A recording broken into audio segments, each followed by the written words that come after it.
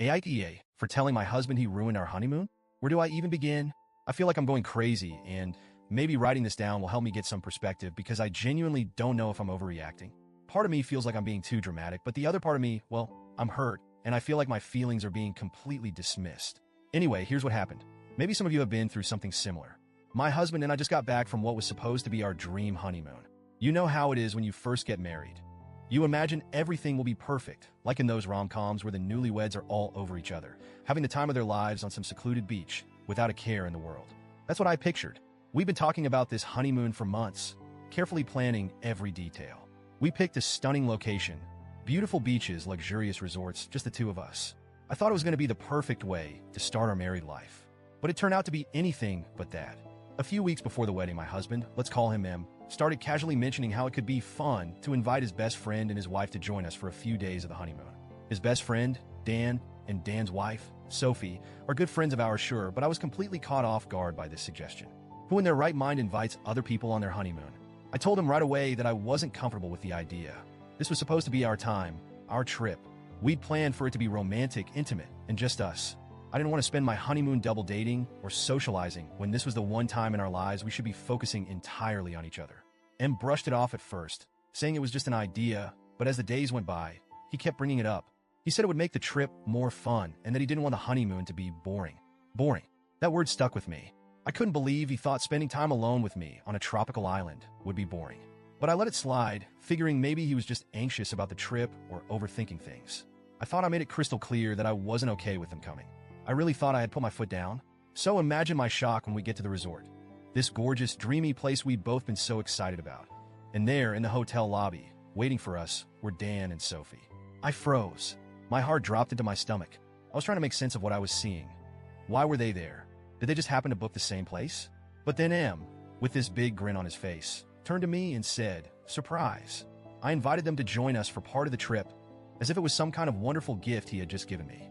I couldn't even speak. I just stared at him, then at Dan and Sophie, who were all smiles like this was the greatest plan ever. Meanwhile, I felt like crying. I wanted to scream. I wanted to ask him why he thought this was okay when I had told him multiple times that I didn't want to share our honeymoon with anyone. But I didn't want to make a scene in front of our friends. So I smiled and hugged them, pretending everything was fine. Inside, though, I was fuming. That set the tone for the rest of the trip.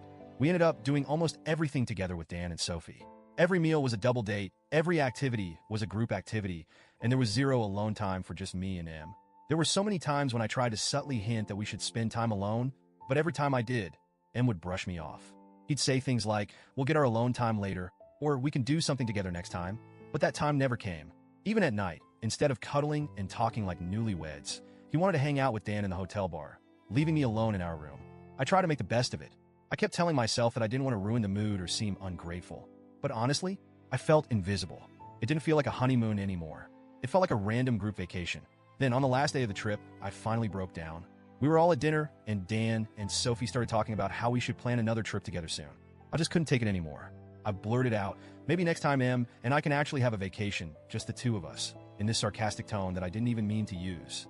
Everyone went quiet, and I could feel him glaring at me, but I didn't care. That night, back in our room, I confronted him. I told him that I felt like he had ruined our honeymoon by inviting them, and that he hadn't respected my feelings at all. Instead of apologizing, M got defensive. He said I was overreacting, that it wasn't a big deal, and that I should be happy we got to go on a trip at all. He even had the nerve to say, "We can always have another trip. It's not like this is the only vacation we'll ever go on." But that's not the point. This was supposed to be our honeymoon. It wasn't just any other vacation.